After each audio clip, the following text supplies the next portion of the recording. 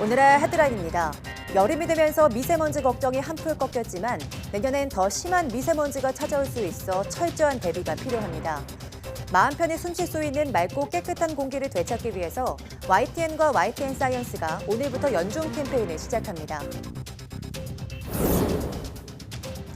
노벨상 수상자 배출을 목표로 세워진 기초과학연구원이 연구비 유용과 부적절한 감사 등 각종 잡음에 시달리고 있습니다. 내부 제보가 어려운 연구단 특유의 환경과 30개의 연구단이 전국에 흩어져 있는 독특한 운영 방식이 부정을 키운다는 지적입니다. 재난 상황에서 인공지능을 어떻게 활용해야 할지 그 기량을 겨루는 대회가 열렸습니다.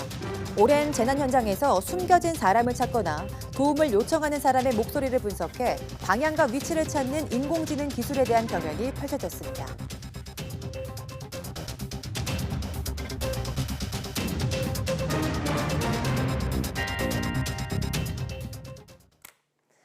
여러분 안녕하십니까? 7월 15일 사이언스 투데이입니다.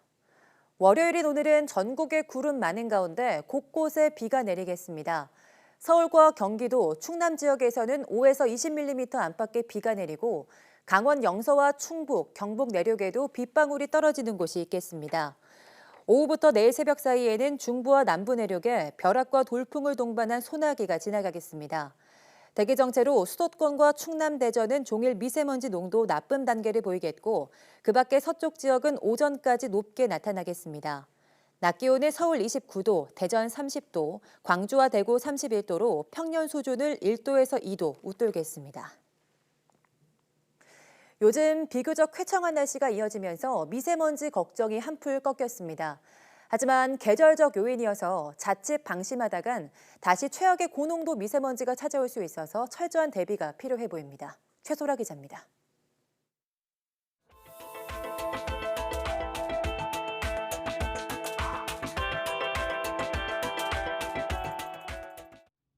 올해 초 한반도를 뒤덮은 최악의 미세먼지. 연일 미세먼지 특보와 비상저감 조치가 발령됐고 제주까지 포함해 오늘은 전국 15개 시도에 비상저감 조치가 시행됩니다. 재난에 가까운 먼지의 공습에 시민들은 외출을 자제하거나 마스크로 중무장해야 했습니다. 이로부터 2달여가 지난 지금 사람들의 인식은 어떨까? 요즘에는 너무 날씨가 쾌청해서 그런 걱정은 아직 사실 안 되고 있는 것 같아요. 요즘 같은 경우 수준만 유지해도 괜찮은데 내년에는 아마 더 심하지 않을까. 사태 해결을 위해 급기야 지난 4월 대통령 직속 국가기후환경회의가 출범했습니다. 반기문 전 유엔 사무총장을 필두로 한 위원회는 국민 대토론회와 전문가 컨퍼런스 등을 열고 머리를 맞댔습니다. 또 우리가 미세먼지 고농도 시즌에 대비해서 지금 이럴 때 잘 준비를 해놔야 되는 거 아니냐 이렇게 생각합니다. 위원회는 이르면 9월 국민이 체감 효과를 바로 느낄 수 있도록 충격 요법을 담은 단기 처방을 정부에 제시할 계획입니다. 전문가들은 이런 특단의 조치가 없다면 기후변화로 인해 내년에는 더 심한 고농도 미세먼지가 우리를 찾아올 수 있다고 우려했습니다. 만약 우리가 어떤 좀 강력한 조치를 더 취하지 않으면은 기상 조건이 조금이라도 나빠지면 계속 심한 상태가 될 수가 있거든요. 지난 봄 전국을 뒤덮었던 미세먼지에 대한 기억이 희미해지고 있는 가운데 깨끗한 대기 환경을 만들기 위한 고민이 시급해 보입니다. YTN 사이언스 최소라입니다. 국가적 재난으로 다가오고 있는 미세먼지는 머지않아 우리를 다시 찾아와서 건강을 위협하게 될 텐데요. 국민이 편히 숨 쉴 수 있는 맑고 깨끗한 공기를 되찾기 위해 YTN과 YTN 사이언스가 오늘부터 연중 캠페인을 시작합니다. 이동은 기자입니다. 전국을 뒤덮은 최악의 미세먼지와 중국발 황사부터 잊을만 하면 다시 찾아오는 라돈 공포까지 무심코 마시는 공기 속엔 우리의 건강을 위협하는 요소가 하나둘이 아닙니다. 맑은 공기의 소중함이 절실한 지금 편히 숨쉬는 환경을 만들기 위해 YTN과 YTN 사이언스가 연중 대국민 캠페인을 시작합니다. 대기오염에 대한 경각심을 높이고 근본적인 해법을 마련하기 위한 겁니다. YTN과 YTN 사이언스는 맑은 공기 숨 편한 대한민국이 되는 그날을 위해 긴 호흡으로 여러분과 함께하겠습니다. 이번 캠페인에서는 우리가 몰랐던 공기에 대한 상식은 물론 전문가의 의견을 바탕으로 공기질 개선을 위한 장기적인 해법을 찾아봅니다. 또 공기오염의 원인을 정확하게 분석해 맑은 공기를 되찾을 수 있는 생활 속 대처법도 알아봅니다.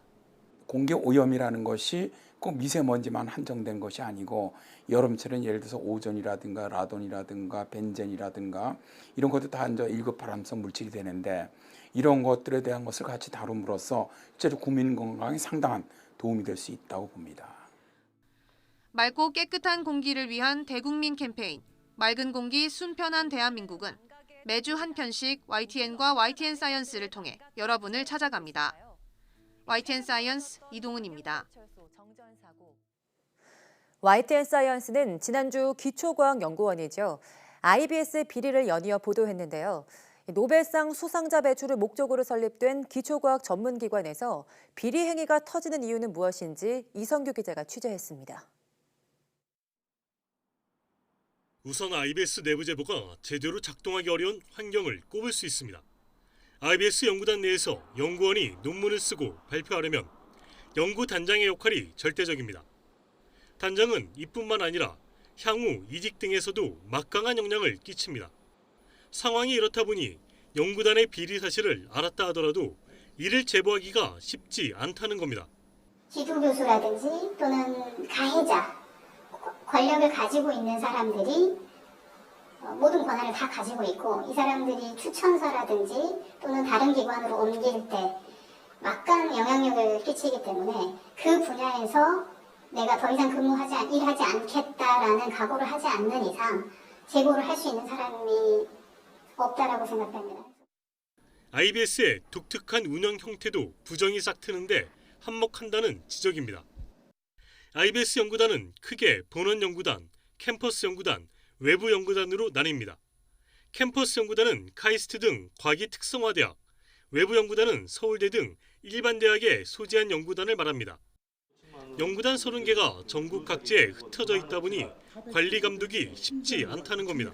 IBS가 지금 전체는 2조 원이 넘는 엄청난 예산이 들어가는데 본부 따로, 사업단 따로, 연구단 따로 제각각으로 이게 관리가 되고 있는데요. 전체적인 제대로 된 감시 감독이 안 되니까 이런 제멋대로식의 이제 운영은 이루어지고 내부적으로 이게 정화 장치가 없는 겁니다.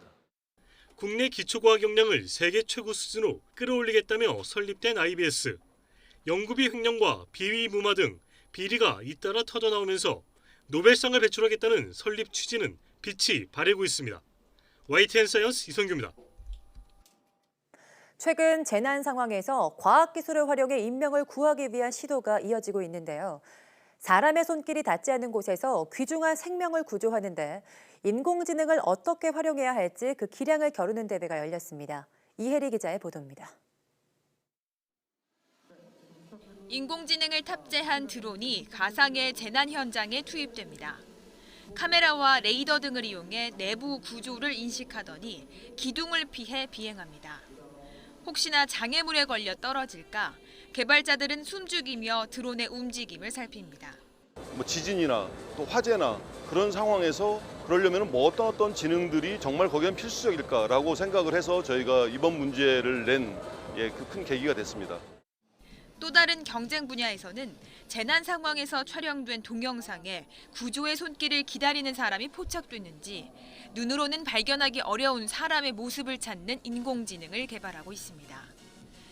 도움을 요청하는 사람의 목소리가 어느 방향에서 들리는지 이 역시도 AI로 소리를 분석합니다. 인공지능에 대한 높은 관심 속에 이번 대회에는 120여 개 팀이 참가했습니다. 저 인공지능을 공부를 하고 있어요. 이제 좀 흥미가 생겨가지고 같이 이제 대회를 나와보게 되었습니다. 좀 더 다른 분야에서 저희가 연구하고 있는 거를 반영을 해보고 싶다 해서 일단 참가하게 됐습니다.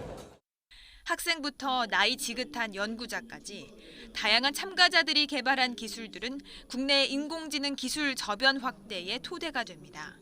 열정적인 도전과 그리고 끊임없는 새로운 허들을 넘는 자세들이 바로 여러분들 개인은 물론 국가에도 엄청 도움이 될 겁니다. 모두 4년에 걸쳐 최고의 인명구조용 인공지능을 찾기 위한 대회는 올해를 시작으로 대장정에 들어갑니다. 첫 대회인 올해 대회에서 분야별로 선발된 상위 3개 팀에게는 후속 연구를 이어갈 수 있는 상금이 수여됩니다. YTN 사이언스 이혜리입니다.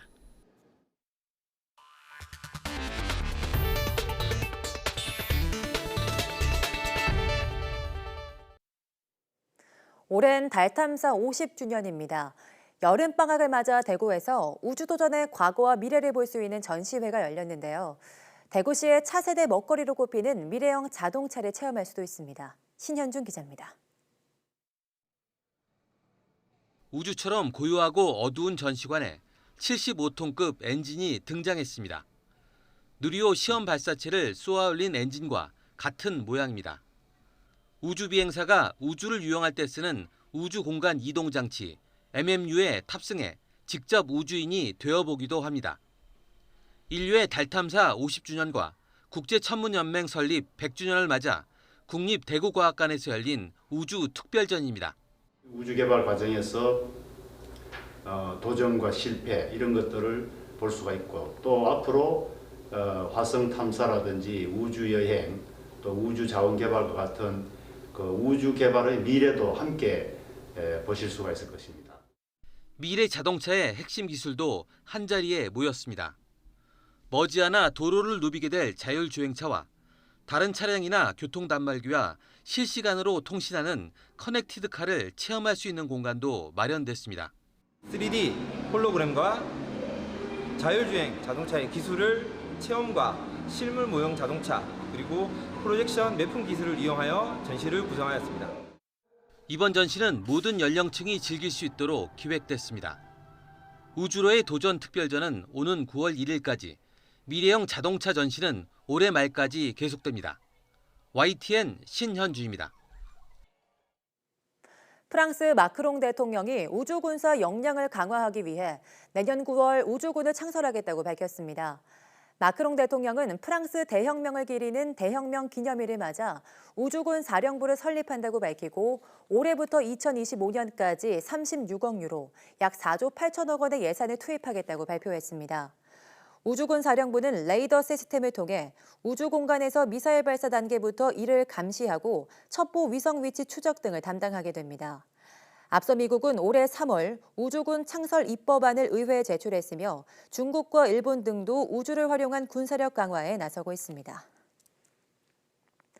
국제학술지 네이처가 인류 달 착륙 50주년 기념 기사에서 미래의 달 탐사를 이끌 젊은 연구자로 심채경 경희대 우주과학과 학술연구교수를 선정했습니다.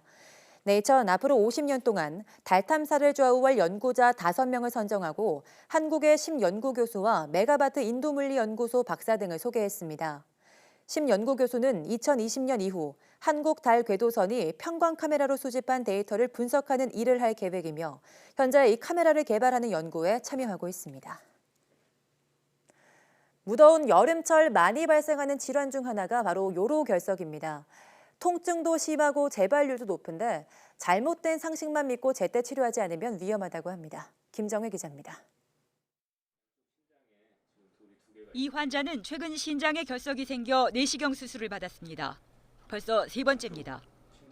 결석이 왼쪽에 하나, 오른쪽에 2개였고 하나는 신장 안에 있었는데 하나가 그 요관을 타고 내려오면서 요관을 막아가지고 엄청 아파가지고. 요로결석은 신장에서 요관과 방광, 요도까지 소변이 지나는 모든 길에 돌이 생기는 질환입니다. 결석을 만드는 칼슘과 요산 성분이 몸 밖으로 배출되지 못하고 점점 커져서 생깁니다. 특히 여름철에 환자가 많아지는데 전 세계적으로도 더운 나라, 더운 계절에 발생이 많아 이른바 결석 벨트를 형성합니다. 땀으로 워낙 이 수분이 체내에 있는 수분이 땀으로 많이 배출이 되면서 이제 소변이 많이 농축이 되는 게 원인이 될 것 같습니다. 우리나라를 포함한 이 동아시아 쪽에 아무래도 이제 좀 더울 때 이렇게 결석이 많이 발생하는 걸로 되어 있고요. 전형적인 증상은 옆구리 통증으로 참을 수 없을 정도로 아픕니다. 혈뇨와 구토가 생기기도 하고 요로 감염이 동반되면 고열도 나타납니다. 치료는 몸 밖에서 충격파로 결석을 분쇄하는 체외 충격파 쇠석술이 대표적인데 요즘은 요도를 통해 내시경을 넣어 신장 속 결석까지 제거하는 수술이 늘고 있습니다. 결석이 제거되더라도 재발률은 50%에 달할 정도로 높습니다. 때문에 최선의 예방법이자 재발 방지법은 수분 섭취를 늘리는 겁니다. 그렇다고 맥주를 많이 마셔서는 안 됩니다. 또 맥주의 성분이 아무래도 결석의 위험 요인이 되거든요. 그래서 그런 걸 많이 먹었을 경우에 뭐 일시적인 그 소변량의 증가로 배출을 좀 도와줄 수는 있지만 결과적으로는 결석이 더 많이 만들어진다고 볼 수가 있습니다. 칼슘 때문에 결석이 생긴다고 우유나 멸치 먹는 걸 꺼릴 필요도 없습니다. 오히려 적당한 섭취가 권장됩니다. 예방은 물론 이미 만들어진 결석을 배출하는 데도 도움을 주기 때문에 적절한 운동과 체중 감량도 중요합니다. YTN 김정혜입니다.